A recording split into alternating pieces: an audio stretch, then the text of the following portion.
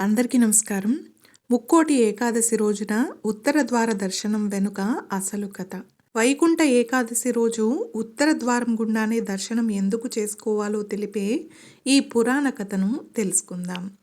Video చూసే ముందు ఒక్క లైక్ చేసి ఓం నమో నారాయణాయ అని కామెంట్ చేయండి. మీరిచ్చే చిన్న లైక్ నా ఛానల్ గ్రోత్కి ఎంతో సహాయపడుతుంది. ఇక కథలోకి వెళ్ళిపోదాం. ఒకసారి శ్రీ మహావిష్ణువు పాలసముద్రంలో శేషతల్పం మీద యోగ నిద్రలో ఉన్న సమయంలో శ్రీహరి యొక్క చెవిలో మలినాల నుంచి ఇద్దరు రాక్షసులు ఆవిర్భవించారు. ఇద్దరికిద్దరే భారీ శరీరాలు కలిగి ఉన్నారు. వారిలో పెద్దవాని పేరు మధుడు, రెండవ వాని పేరు కైటభుడు. నీటిలోనే పుట్టి నీటిలోనే పెరుగుతున్న ఆ సోదరులు సముద్రమంతా కలియ తిరిగేవారు. ఎదుగుతున్న కొద్దీ వారికి ఎన్నెన్నో సందేహాలు వచ్చేవి. ఈ సముద్రానికి ఏది ఆధారం? అసలు ఈ నీరు ఎలా పుట్టాయి? ఇవి సరే, మనం ఎలా పుట్టాము? మనకి మూలం ఏది? ఇలా ఆలోచించేవారు. సాక్షాత్తు శ్రీ మహావిష్ణువు నుండి ఆవిర్భవించడం వలన వారికి విశేషమైన శక్తులు వచ్చాయి. ఈ మధుకైటభులు అనంత జలరాశిలో సంచరిస్తున్న సమయంలో పద్మాసనంపై కూర్చున్న బ్రహ్మదేవుడు కనిపించాడు. అప్పుడు వారి మనసులో ఒక ఆలోచన పుట్టింది. బ్రహ్మదేవుణ్ణి తమతో యుద్ధానికి రమ్మని పిలిచారు. ఓయి, నీవు యుద్ధంలో మమ్మల్ని ఎదురించు, లేదంటే ఈ కమలాన్ని విడిచిపెట్టి వేరే ప్రదేశానికి వెళ్ళిపో. బలహీనుడవైతే ఈ పవిత్రమైన ఆసనంపై నీకు అర్హత లేదు. అది కేవలం అజేయులకే సొంతం. కాబట్టి మాతో యుద్ధం చెయ్యలేకపోతే నీ పద్మాసనం విడిచిపెట్టి ఎక్కడికైనా వెళ్ళిపో అని బ్రహ్మదేవునితో అంటారు. ఇక బ్రహ్మగారికి ఏం చేయాలో తెలియక శ్రీ మహావిష్ణువును ప్రార్థిస్తాడు. శ్రీహరి ప్రత్యక్షమై మధుకైటభులతో ఇలా పలికాడు. మీరు నా నుంచే ఆవిర్భవించారు, కాబట్టి ఈ రాక్షసత్వాన్ని వదిలి ఏం వరం కావాలో కోరుకోండి, ప్రసాదిస్తాను అని పలుకగా అందుకు ఆ రాక్షసులిద్దరూ నవ్వి, నువ్వా మాకు వరాలిచ్చేది? నీకేం కావాలో కోరుకో, మేమే నీకు వరమిస్తాము అని బలగర్వంతో అంటారు. అప్పుడు వారి అహంకారం చూసిన శ్రీ మహావిష్ణువు, సరే అయితే నేనే కోరుకుంటున్నాను, మీరు నా చేతిలో మరణించాలి అని కోరుకుంటాడు. దానితో ఆ ఇరువురి రాక్షసులకు గర్వభంగం జరుగుతుంది. మధుకైటభులు శ్రీహరితో ఇలా అంటారు, సరే, మేము నీ చేతిలోనే మరణిస్తాము, కానీ మాతో ద్వంద్వ యుద్ధం చెయ్యాలి అని చెప్పారు. అప్పుడు శ్రీ మహావిష్ణువు దానికి అంగీకరించాడు. అస్త్రాలు లేకుండా చేతులతోనే వారి మధ్య ఎన్నో సంవత్సరాలు యుద్ధం జరిగింది. ఆ యుద్ధ సమయంలో ఆ రాక్షసులు శ్రీ మహావిష్ణువు యొక్క శరీరాన్ని తాకారు. విష్ణుమూర్తి యొక్క పాద పద్మాలను దర్శిస్తేనే లోకంలో కింపురుషులు, యక్షులు, ఋషులు, సమస్త దేవతలు తరించిపోతారు. అలాంటిది రాక్షసులు విష్ణుమూర్తి శరీరాన్ని తాకి గొప్ప అనుభూతిని చెందుతారు.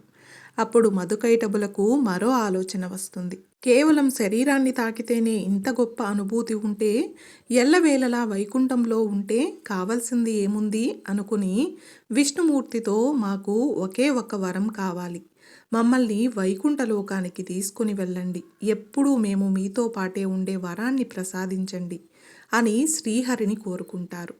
అప్పుడు భక్తవరదుడైన స్వామివారు ఇద్దరి మొరను ఆలకించి అందరూ వెళ్ళే ప్రధాన ద్వారం నుంచి కాకుండా వారిని ప్రత్యేక ద్వారం ద్వారా వైకుంఠంలోకి తీసుకుని వెళ్ళాలని భావించి వైకుంఠానికి ఉండే ఉత్తర ద్వారాన్ని తెరిపించారు. స్వామివారు ద్వారపాలకులైన కుముదాక్షకులకు ఆ ద్వారం నుండి వచ్చే వారిని లోనికి పంపించమని ఆజ్ఞాపించారు. ఆనాడు ఏకాదశి పర్వదినం. ఉత్తర ద్వారం తెరవగానే మధుకైటభులు శ్రీ మహావిష్ణువులో ఐక్యమైపోయారు. ఈ విషయం తెలిసిన 33 కోట్ల దేవతలు కూడా ఉత్తర ద్వారం నుండే శ్రీ మహావిష్ణువును దర్శించి మహావిష్ణువు యొక్క అపార కరుణా కటాక్షాలను పొందుతారు. ఇక మధుకైటభులు విష్ణుమూర్తిలో విలీనం అవుతూ మరో వరం కూడా కోరుతారు. అదేంటంటే, ఏ భక్తులైతే మమ్మల్ని స్మరిస్తూ నీ ఆలయానికి వచ్చి ఉత్తర ద్వారం గుండా నిన్ను దర్శించుకుని ఏకాదశి వ్రతాన్ని ఆచరిస్తారో వారికి వైకుంఠ ప్రాప్తి కలిగేలా ఆశీర్వదించమని కోరారు. అందుకు స్వామివారు అంగీకరించి వారికి వరాన్ని వసగారు. అందుచేత ఆ రోజున వైకుంఠ ద్వారాన్ని తలపించే విధంగా వైష్ణవ ఆలయాలలో ద్వారాలను ఏర్పాటు చేస్తారు.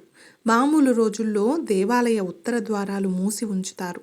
కానీ ఈరోజు భక్తులు ఆ ఉత్తర ద్వారం గుండా వెళ్ళి దర్శనం చేసుకుంటారు. తిరుపతిలో కూడా ఈ రోజున వైకుంఠ ద్వారం పేరిట ఉన్న ప్రత్యేక ద్వారాన్ని తెరిచి ఉంచుతారు.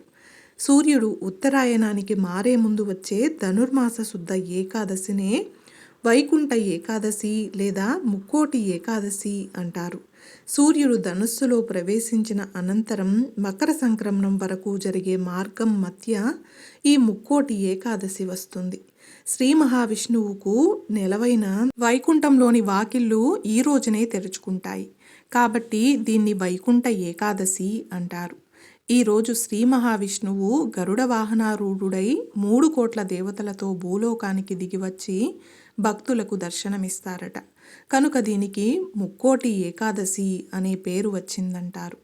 ఈ ఒక్క ఏకాదశి 3 కోట్ల ఏకాదశులతో సమానమైన పవిత్రతను సంతరించుకున్నందువల్ల దీన్ని ముక్కోటి ఏకాదశి అంటారని కూడా చెప్తారు. దక్షిణాయనంలో చనిపోయిన పుణ్యాత్ములకు ఈ రోజునే స్వర్గంలోకి ప్రవేశించే అవకాశం కల్పిస్తారు. కాబట్టి స్వర్గద్వార ఏకాదశి అని కూడా పిలుస్తారు. అత్యంత పవిత్రమైన తిథి ఈ ఏకాదశి తిథి. ఏకాదశి తిథి మేరు పర్వతమంత పాపాన్ని కూడా ప్రక్షాళన చేయగల ప్రభావం కలిగినది. ఏకాదశి వ్రతం, ఏకాదశి నాడు చేసే పూజలు, జపతపాదులు, స్నానం, దానం ఇలా ఏ యొక్క పుణ్యకార్యమైనా అఖండ ఫలితాన్నిస్తుంది. శ్రీ మహావిష్ణువుకు అత్యంత ప్రీతిపాత్రమైనది కాబట్టి ఏకాదశిని హరివాసరం అని కూడా పిలుస్తారు. కోటి పుణ్యాలకు సాటి ఒక్క ముక్కోటి ఏకాదశి. ప్రతి సంవత్సరం పుష్యమాసంలో వచ్చే శుక్లపక్ష ఏకాదశిని వైకుంఠ ఏకాదశి అని, ముక్కోటి ఏకాదశి అని కూడా పిలుస్తారు.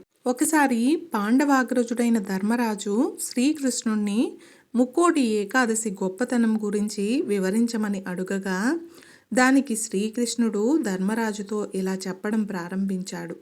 పాండవాగ్రజ, ముక్కోటి ఏకాదశి వ్రతాన్ని ఎవరైతే భక్తి శ్రద్ధలతో ఆచరిస్తారో అలాంటి వారికి అశ్వమేధ యాగం చేసిన ఫలితం కలుగుతుంది. 100 యజ్ఞాలు చేసినంత పుణ్యం, 100 గోవులను దానం చేసినంత ఫలితం దక్కుతుంది. అంతేకాదు మోక్షాన్ని ప్రసాదిస్తుంది, వైకుంఠ వాసాన్ని కలిగిస్తుంది. ఈ ఒక్క ఏకాదశి రోజు ఉపవాసం ఉంటే అన్ని ఏకాదశులకు ఉపవాసం ఉన్న ఫలితం దక్కుతుంది. అంతేకాదు ఈ ఒక్క ఏకాదశి 3 కోట్ల ఏకాదశులతో సమానము అని సాక్షాత్తు శ్రీకృష్ణ భగవానుడే చెప్పాడట. కాబట్టి ఈ కథ విన్నంతనే అశ్వమేధ యాగం చేసినంత పుణ్యంతో పాటు సకల పాపాలు తొలగిపోయి ఐశ్వర్యం సిద్ధిస్తుంది. చూశారు కదండి, ఈరోజు మనం వైకుంఠ ఏకాదశి రోజున ఉత్తర ద్వార దర్శనం వెనుక ఉన్న అసలు కథను గురించి తెలుసుకున్నాం కదా. ఈ వీడియో మీకు నచ్చినట్లయితే ఒక్క లైక్ చేసి నా ఛానల్ని సపోర్ట్ చేయండి. ఇంకా మరెన్నో ఇంట్రెస్టింగ్ వీడియోస్ కోసం నా ఛానల్ని సబ్స్క్రైబ్ చేయండి. Thanks for watching.